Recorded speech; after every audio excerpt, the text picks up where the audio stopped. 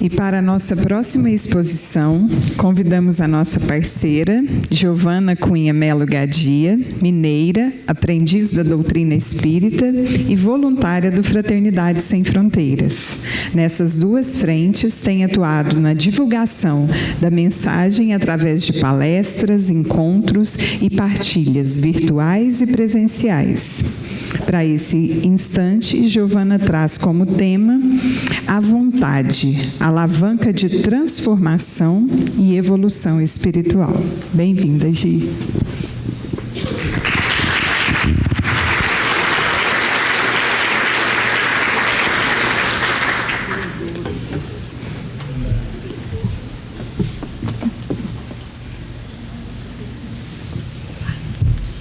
Será que eu posso falar?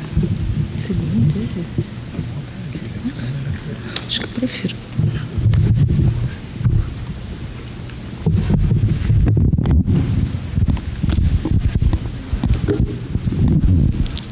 Ei, gente, boa tarde. Vocês estão bem?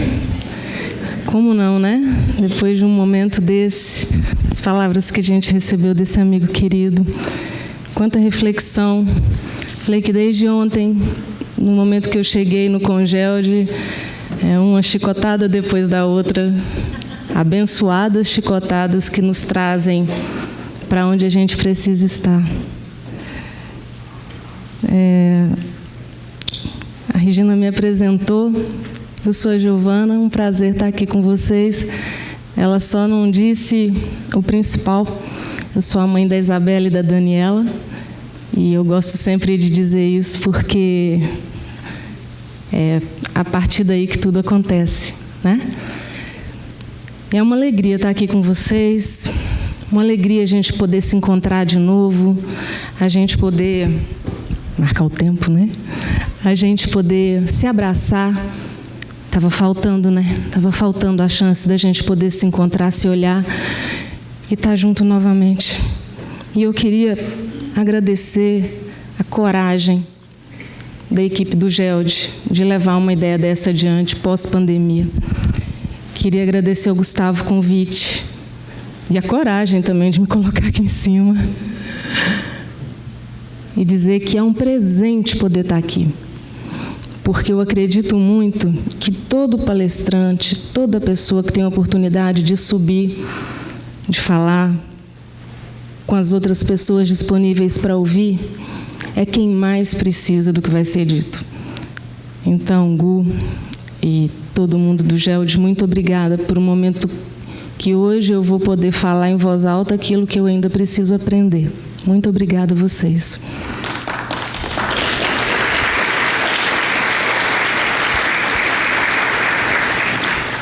Me propuseram o tema vontade, alavanca de transformação e evolução espiritual.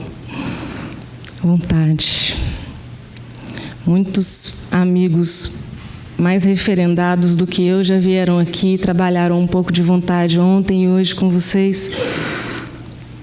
E como a primeira vontade é a vontade soberana, a primeira vontade é a maior de todas, é aquela que conduz tudo, que cuida de tudo, que nos envolve. Eu queria começar essa nossa partilha com uma prece de Fernando Pessoa, na voz da maravilhosa Maria Bethânia e com um arranjo bonito de um moço chamado Denis Bevenuto. Para mim, no meu coração, essa é uma prece de vontade. É um compromisso sincero com Deus, uma entrega sincera a Deus, porque, meus irmãos, é um movimento de para. Vocês vão ver que nessa prece, Fernando Pessoa, ele pede para, ele pede uma graça, ele pede uma dádiva e se compromete no momento imediato a entregar aquele dom em nome do Pai. E isso é vontade. O movimento da prece não é só de reconhecimento de toda a imensidão que Deus tem. E ele diz na prece, Deus, que é céu, terra, morte, vida, que é o tudo e o nada, mas um compromisso de vontade do Filho com o Criador. Ele diz, dá-me para. Ele pede algo para que esse algo possa ser colocado a serviço do Pai. É movimento. e é um pedido para um propósito. E isso a gente só faz pelo motor da vontade. Propósito e vontade. Então, para começar esse momento nosso de conversa, de partilha e de aprender, eu queria que a gente se colocasse pronto para um abraço no Pai na prece de Fernando Pessoa. Por gentileza.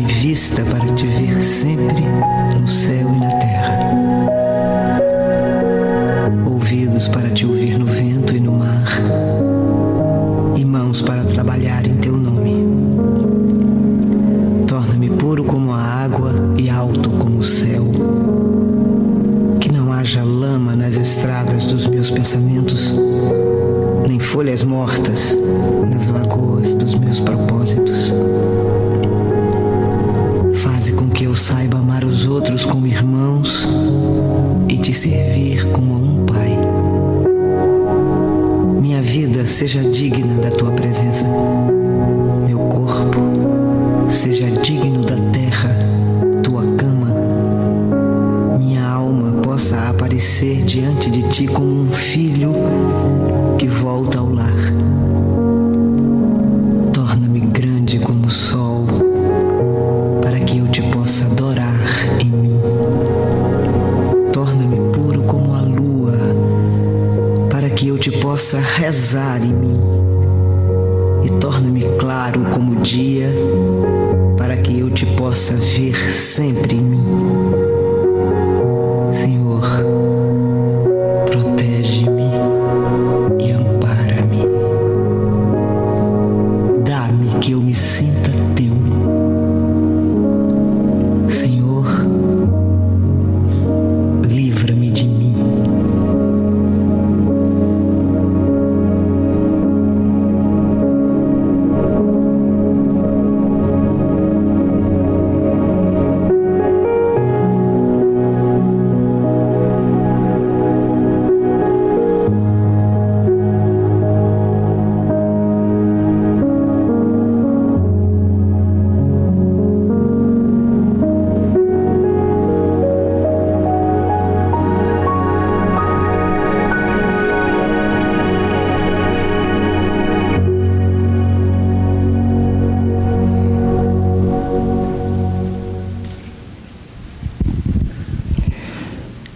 Essa prece sempre me emociona muito, porque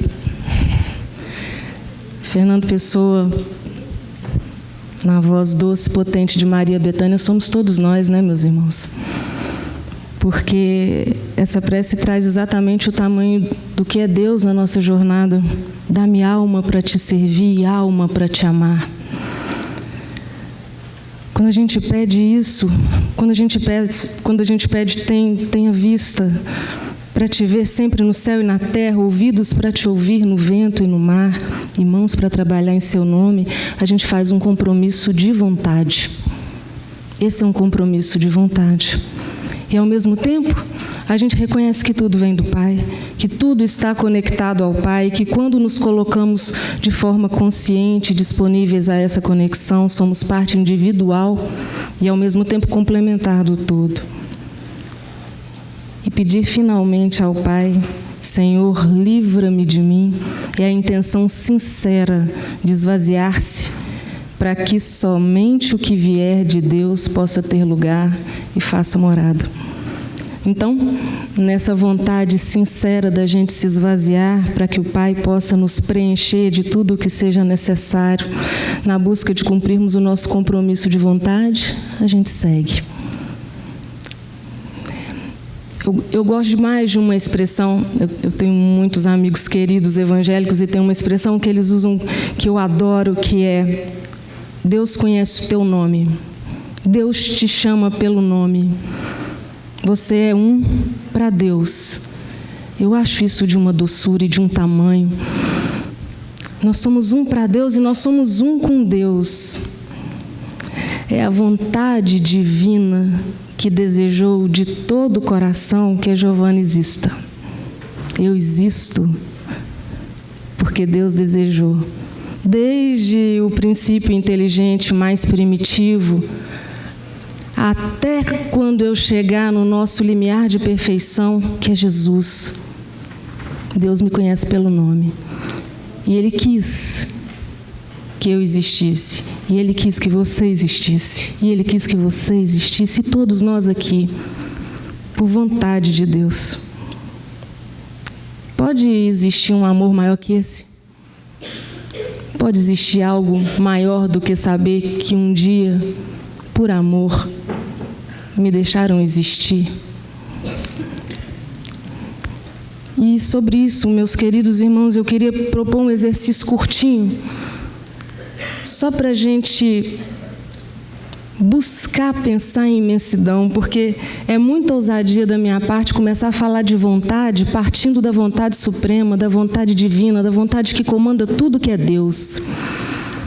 Mas se a gente fizer esse exercício juntos, talvez a gente possa entender ou buscar pensar na imensidão de Deus. Posso pedir vocês para fechar os olhos? É para dormir não, gente. Depois do almoço. Então eu vou pedir que agora vocês se transportem na lembrança para o lugar onde vocês conseguirem lembrar da noite estrelada mais bonita que vocês já viram. A mais bonita que vier na lembrança. Alguns agora vão para a fazenda do vô, alguns agora vão para a rua de casa quando faltou luz na infância, alguns vão para o terreiro em Moçambique. Volta para o lugar onde o céu mais estrelado da sua vida está. Os astrônomos afirmam de uma forma simplificada que existem cerca de 9.000 estrelas visíveis a olho nu a partir da Terra. Como a gente só consegue ver a metade do céu, estariam visíveis então para nós cerca de 4.500 estrelinhas. Aproveite aí as estrelinhas da sua lembrança. E quantas estrelas existem no universo, meus irmãos? Os estudiosos estimam que a nossa galáxia, a Via Láctea, possui de 200 a 400 bilhões de estrelas. As galáxias possuem, em média, centenas de bilhões de estrelas e as estimativas também apontam para a existência de centenas de bilhões de galáxias no universo. Isso resultaria na existência de mais de 10 sextilhões de estrelas. E eu nem sei quantos zeros, tem um sextilhão aí, eu fui procurar, tem 21 zeros. E como são 10 sextilhões, tem mais um zero ainda. 22 zeros acompanhando esse sextilhão, 10 sextilhões de estrelas. E a gente pode ver 4.500 de cada vez daqui. Diante desse céu mais bonito da sua memória, vamos refletir juntos.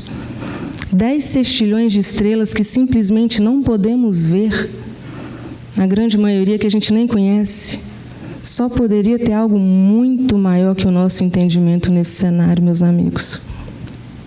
E eu queria que vocês voltassem comigo para a gente pensar sobre isso. Se despeçam do céu de estrelas e pensem comigo como é que Kardec organizou o Livro dos Espíritos. A gente voltando agora para pensar isso no contexto da vontade. Kardec fez uma série de perguntas e encaminhou essas perguntas para diversos médiuns, e aí depois comparou as respostas segundo critérios muito precisos, entre eles a ideia de universalidade da informação. E se a gente for na pergunta número 4 do Livro dos Espíritos, onde se questiona sobre se pode-se encontrar a prova da existência de Deus, a resposta vem assim: num axioma que aplicais às vossas ciências, não há efeito sem causa. Procurai a causa de tudo que não é obra do homem, e a sua razão responderá. 10 sextilhões de estrelas. Mas, para além disso, a pergunta 38 do Livro dos Espíritos diz assim: como Deus criou o mundo? E a resposta é objetiva demais. Os Espíritos respondem: para me servir de uma expressão usual, pela sua vontade. Nada revela melhor essa vontade todo-poderosa do que essas belas palavras da Gênesis bíblica: que se faça a luz, e a luz se fez. E me dá uma alegria danada, mas assim, de encher o coração, de pensar que da mesma maneira, nessa metáfora bíblica da luz que se fez, a mesma vontade aplicada se aplicou para dizer que a Giovana exista. Isso é vontade.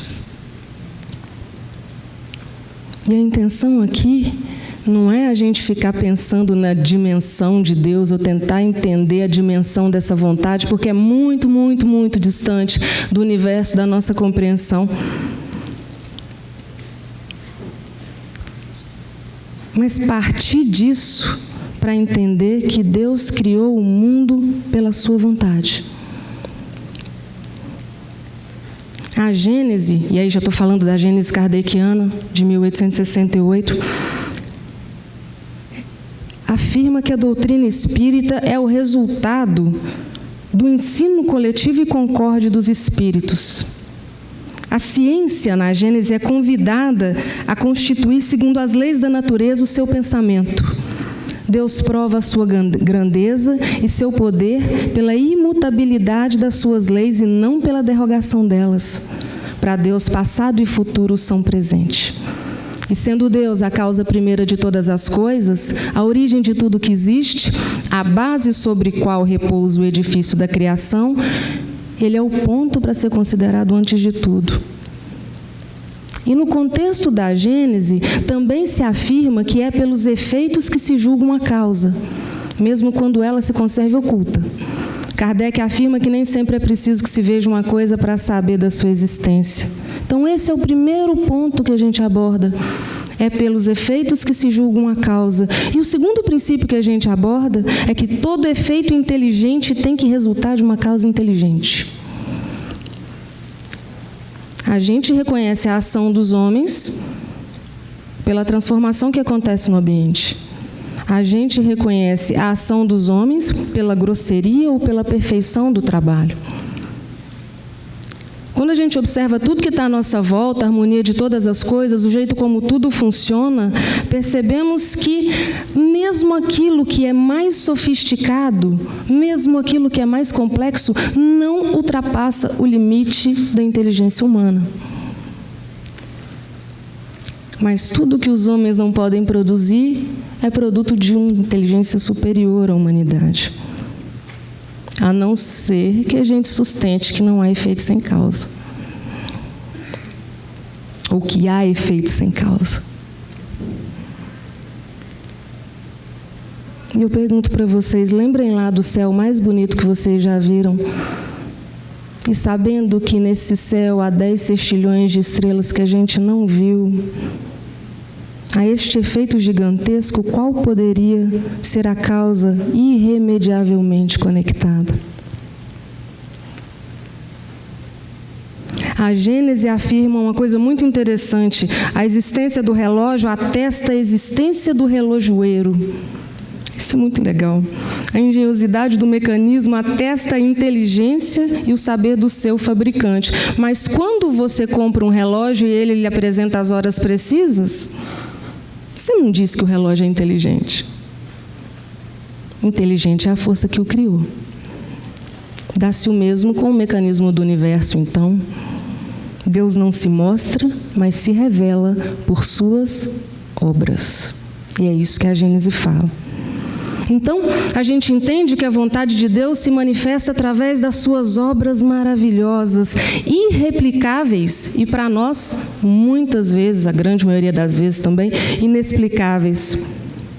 A vontade soberana de Deus é reconhecida na força imensurável das suas obras. E obra, meus irmãos, é fazer. Obra é movimento, é ação, e por trás de toda ação há o motor mais poderoso, a maior de todas as potências, segundo Leon Denis, a vontade. E Leon Denis, em 1908, nos traz, no problema do ser, do destino e da dor, um pensamento muito retilíneo, muito coerente sobre isso, fundado com base na doutrina espírita e com ensinamentos valorosos sobre questões que são fundamentais para a humanidade. Quem somos? De onde viemos? Para onde vamos? Qual o objetivo dessa existência? E aí, dentre esses ensinos, lá na parte final da obra, a gente tem as potências da alma. E esse tema tem uma conexão muito especial com o que a gente está fazendo aqui hoje, porque no seu capítulo inaugural ele traz a primeira potência, que é a vontade. E esse capítulo abre trazendo uma afirmação muito poderosa. O reino dos céus está dentro de nós. O reino do céu está dentro de nós. E Leon Denis afirma nesse tópico que dentro de toda alma tem 2 centros. O primeiro é o eu, é a minha personalidade, com todas as fraquezas, as limitações, aquilo que eu quero, aquilo que eu coloco na frente. E enquanto isso regula o meu proceder, o resultado que eu obtenho é dor. Enquanto isso regula meu proceder, o resultado que eu tenho são aflições. Ele fala, uma vida semeada de aflições. Agora, a outra esfera, porque ele diz que são 2, né, de ações existentes dentro de nós, é interna, profunda, imutável e é ao mesmo tempo a sede da consciência, a fonte da vida espiritual, o templo de Deus em nós. E é somente quando eu acesso esse lugar, e é somente quando eu deixo esse lugar controlar as minhas ações, é que as potências ocultas da alma se revelam. Leon Denis diz assim, e diz mais, é por ele que estamos em comunhão com o Pai que habita em nós, segundo as palavras do Cristo. Com o Pai que é foco de todo o amor, o princípio de todas as ações. E aí o autor faz a pergunta que guia todo o trabalho depois. Por que meio poremos em movimento as potências internas e as orientaremos para um ideal elevado? Ele diz, pela vontade. E aí eu volto lá na questão 38 do Livro dos Espíritos. Por que Deus criou o mundo? Pela vontade. Está perto.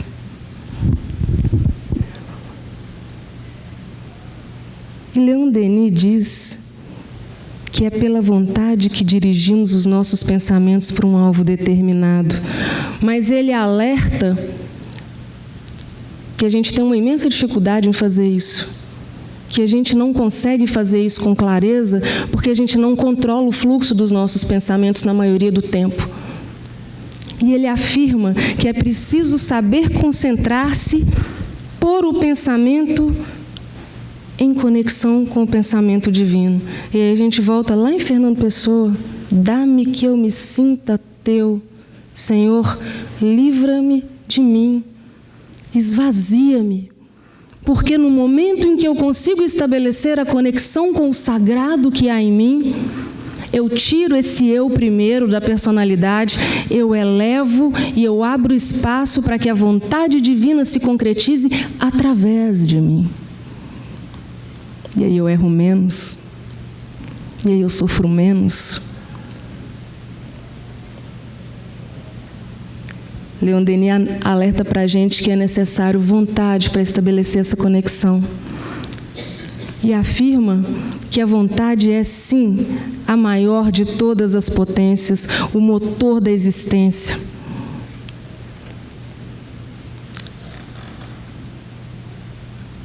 E então, meus queridos amigos, que nós retornamos lá para o início dessa conversa, para relembrar a afirmação contida na Gênese kardeciana que diz que a vontade soberana do Pai se manifesta pelas suas obras. Se a gente unir essas duas afirmações, trazendo à tona a conexão entre o pensamento de Kardec e o de Leon Denis, teremos que a vontade é a maior de todas as potências, a vontade divina é o motor supremo da vida universal e ainda que essa vontade soberana do Pai se manifesta por suas obras. Mas qual que é o vínculo disso? Qual que é o vínculo da vontade soberana de Deus com a minha vontade? Nesses dias eu estive lendo uma obra de um ser humano inspirador que é Padre Júlio Lancelotti. Eu acho que muitos já devem ter ouvido falar do trabalho dele. Pedagogo, padre católico, é coordenador da Pastoral do Povo de Rua, em São Paulo, e trabalha há mais de 30 anos num lugar que a gente tristemente chama de Cracolândia. Um inferno volante, né? De pessoas, de irmãos, de seres humanos que se desconectaram totalmente das suas histórias, das suas famílias, absolutamente dobrados pela droga. E nesse livro do Padre Júlio, chamado Amor à Maneira de Deus, ele abre o livro com a seguinte frase: Deus é amor. Para o cristianismo, o amor não é uma palavra, é quem Deus é. O que isso significa?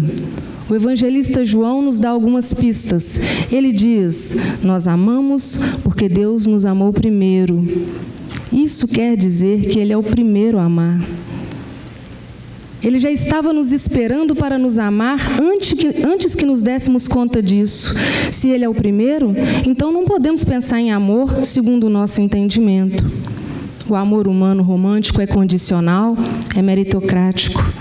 Temos de entender o que é o amor para Deus, o amor de Deus, o amor em Deus. E aí está um problema, é difícil compreender o amor de Deus. Não foi fácil para os discípulos, não foi fácil para os apóstolos, também não é fácil para nós hoje. O amor de Deus subverte qualquer lógica. Nenhum sistema humano, não importa de quando nem onde esteja, dá conta de entender ou de explicar o amor de Deus. Toda vez que achamos que entendemos, o amor de Deus excede o que achávamos. Ele está sempre cancelando limites, indo além. E se não conseguimos compreendê-lo, como praticá-lo? E aí Padre Júlio nos explica que para isso Deus enviou Jesus, em carne, como nós. E que Jesus nos ensinou o amor não através de palestras eloquentes ou de discursos, mas de gestos pequeninos, fraternos. Jesus nos ensinou o amor muito para além dos sentimentos. O amor de Jesus era o amor da ação. O amor de Jesus agia. O amor de Jesus era o amor da vontade. E Padre Júlio termina dizendo: se queremos aprender sobre o amor, devemos desviar os nossos olhos do poder e focar no sorriso de um idoso, na fragilidade de um jovem abandonado. Esse é o mistério do amor de Deus. Ele é grande, mas está escondido nas coisas pequenas que os sistemas deste mundo desprezam e consideram sem valor. Padre Júlio costuma dizer que amor é um verbo de ação. Amor é um verbo de ação. O amor de Jesus é algo proativo, em movimento, capaz de gerar resultados, obras. E essas obras ficaram através dos séculos, porque o exemplo das boas obras de Jesus consolidaram-se nos nossos corações, cristalizaram-se nos nossos corações. E é por isso que a gente está aqui hoje, todos juntos.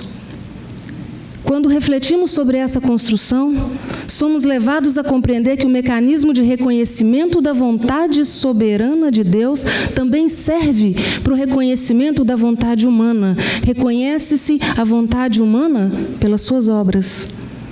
A nossa vontade é reconhecida pelas obras que consolidamos. É o resultado das nossas ações, a construção final das nossas ações, ou seja, as obras que se originam dos nossos atos que irão identificar a vontade que foi motor da sua construção. A vontade por si só é um elemento muito potente, mas é neutro. Então depende do rumo que eu der às minhas ações, a sua consolidação. E é por isso o alerta preciso de Leon Denis. É preciso saber concentrar-se, pôr o pensamento em conexão com o pensamento divino. E este é o exemplo incontestável de Jesus através da sua obra de amor. Durante todo o tempo que andou entre nós, Jesus foi o mais fiel executor das vontades do Pai. Um Pai que acolhe, ama, perdoa, sustenta. A conexão de Jesus com o amor de Deus permitiu que ele realizasse obras maravilhosas que a gente chama de milagres e outras tantas que se perderam ao longo do tempo, gestos pequeninos de gentileza que em seus 33 anos de vida e caminhada nessa terra devem ter permeado e alegrado e transformado a vida de muita gente. Mas nós não somos Jesus, né? Estamos nem perto. E a nossa vontade está muito distante de ter a disciplina, a constância, a força moral com que Jesus impunha a sua vontade e a transformava em ações. Mas se a gente lembrar quem é que Jesus convidou para caminhar com ele, se a gente lembrar quem é que Jesus abraçou e disse, vocês são os meus melhores amigos, aqueles que vão replicar essa ideia para o mundo, a gente percebe que está muito próximo da gente. Pessoas simples, outras rejeitadas por seu contexto social, outras rejeitadas por sua má fama, nos deixando um recado claro de que o reino de Deus é para todos, em qualquer tempo. E, além disso, o Mestre traz consigo um roteiro muito seguro para a gente e que hoje, através dos séculos, atua com a mesma força e atualidade. Quando ele é questionado pelo fariseu doutor da lei sobre qual seria o maior mandamento lá em Mateus, Jesus diz, amarás teu Deus de todo o coração, de todo o teu espírito, de todo o teu entendimento. Este é o maior mandamento. E o segundo, semelhante a este, amarás ao teu próximo como a ti mesmo. Estes 2 mandamentos contêm toda a lei e os profetas. Então, meus irmãos, o roteiro está traçado, porque Jesus nos traz uma premissa nova, juntando a ideia de que a conexão de amor que eu preciso estabelecer com Deus passa necessariamente pelo outro, passa necessariamente pelo meu irmão. As obras assim atestarão a evolução da vontade humana transformada e deverão passar necessariamente pela relação que eu construo com quem está do meu lado, porque o outro é a ponte necessária para que eu possa chegar a Deus. E se a gente reconhece a vontade humana por suas obras, eu queria perguntar uma coisa para vocês. Como é que você gostaria de ser lembrado?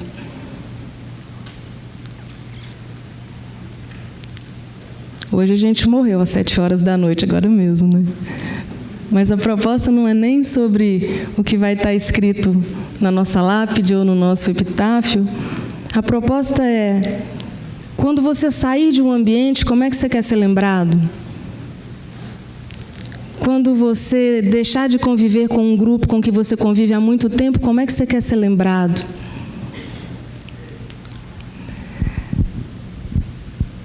A minha avózinha nos deixou com 98 anos, há um ano atrás, e no seu lugar ficou uma saudade do tamanho do tempo que ela viveu.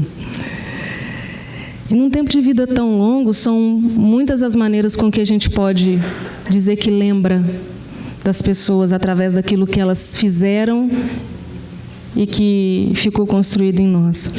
Mas sempre que eu penso nisso, a primeira memória que vem na minha cabeça, sempre, a primeira memória que vem é o misto quente e a laranjada que ela fazia para mim quando eu estava na casa dela, bem cedinho, sempre. Chega a sentir o cheiro, chego a sentir o gosto. Tem memórias muito mais recentes, tem memórias muito mais profundas do bem imenso que ela proporcionou na minha vida ao longo do tempo que a gente pôde estar junto fisicamente.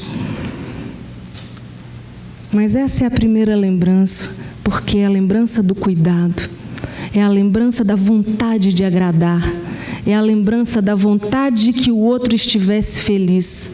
Levantar mais cedo e preparar um ambiente para que eu estivesse feliz.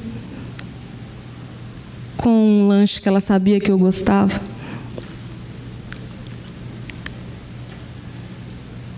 Para mim, essa é a obra da minha avó. E é por me sentir amada através dessa obra que eu agradeço. Como é que você quer ser lembrado? Qual é a obra que vai marcar essa existência?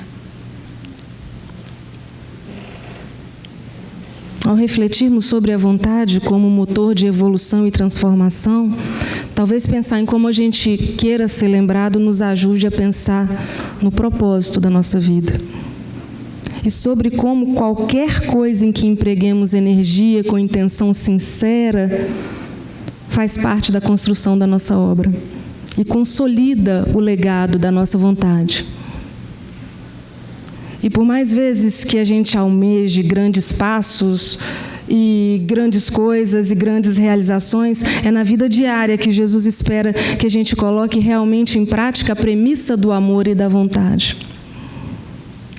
A nossa oferta de amor através da alegria que a gente pode gerar para o outro. O misto quente com suco sempre foi a minha oferta de amor recebida, mas ela também pode ser a roupa passada em cima da sua cama, deixada diariamente pela sua mãe. O sorriso com que a recepcionista te aguarda diariamente no seu trabalho.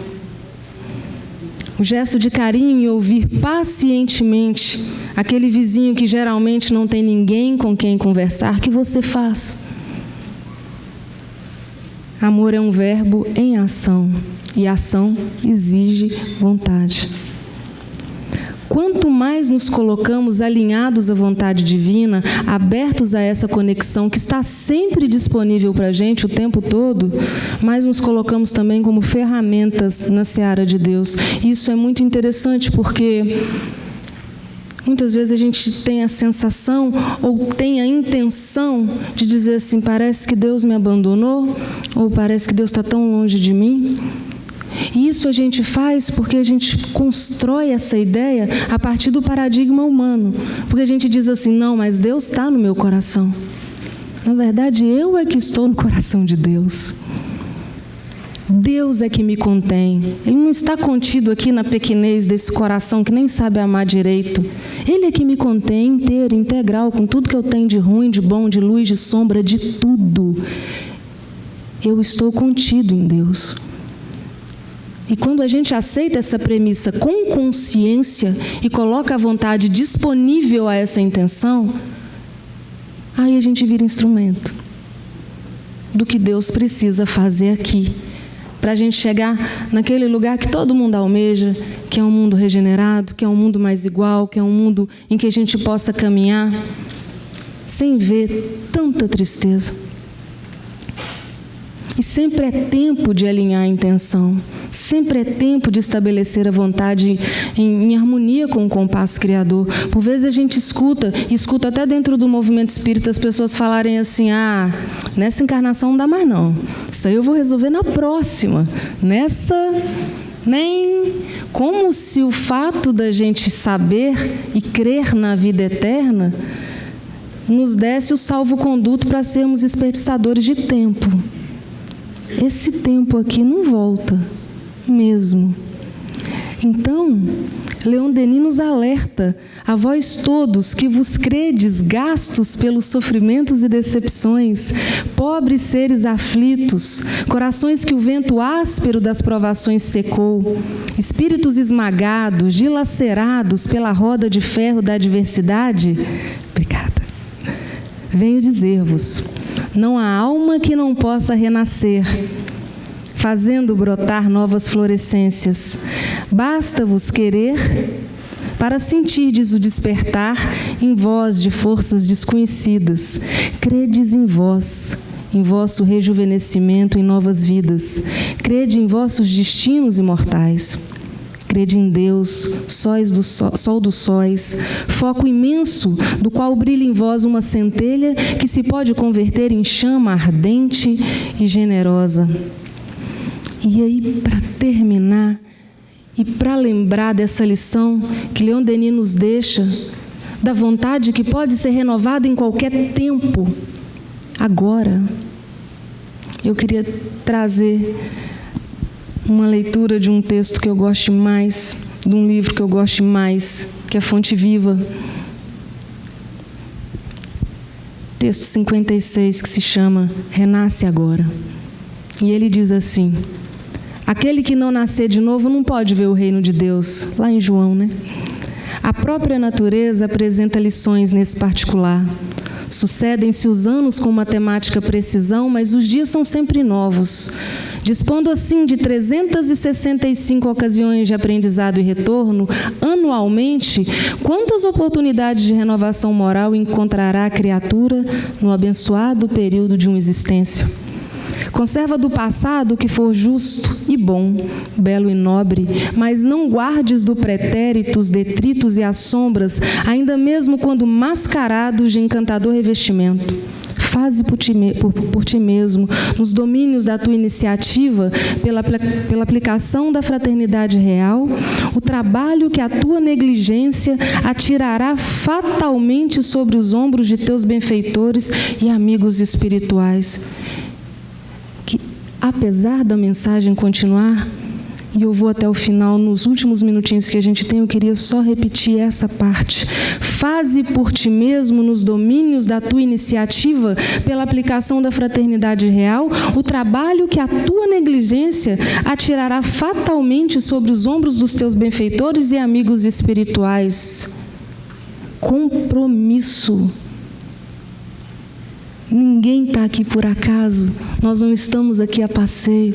Nós viemos abraçados e comprometidos a uma missão, todos e cada um de nós. E a gente pode ter certeza, nós estamos interligados nessas missões. Aquilo que eu falhar, fatalmente cairá no ombro do outro, porque o trabalho precisa continuar.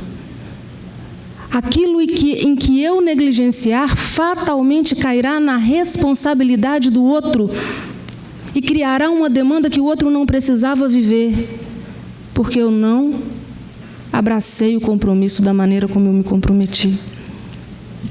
E Emmanuel continua: cada hora que surge pode ser portadora de reajustamento. Se é possível, não deixe para depois os laços de amor e paz que podes criar agora, em substituição às pesadas algemas do desafeto. Não é fácil quebrar antigos preceitos do mundo ou desenovelar o coração a favor daqueles que nos ferem. E, entretanto, o melhor antídoto contra os tóxicos da aversão é a nossa boa vontade, a benefício daqueles que nos odeiam ou que ainda não nos compreendem. Enquanto nos demoramos na fortaleza defensiva, o adversário cogita de enriquecer as munições, mas se descemos à praça, desassombrados e serenos, mostramos novas disposições na luta. A ideia do acordo substitui dentro de nós e em torno de nossos passos a escura fermentação da guerra. Alguém te magoa? Reinicia o esforço da boa compreensão. Alguém te não entende? Persevera em demonstrar os intentos mais nobres. Deixa-te reviver cada dia na corrente cristalina e incessante do bem. Não ouvides a assertiva do Mestre: aquele que não nascer de novo não pode ver o reino de Deus. Renasce agora em teus propósitos, deliberações e atitudes, trabalhando para superar os obstáculos que te cercam e alcançando a antecipação da vitória sobre ti mesmo no tempo. Mais vale auxiliar ainda hoje do que ser auxiliado amanhã. Que Jesus nos abençoe, meus irmãos. Muito obrigada por essa oportunidade.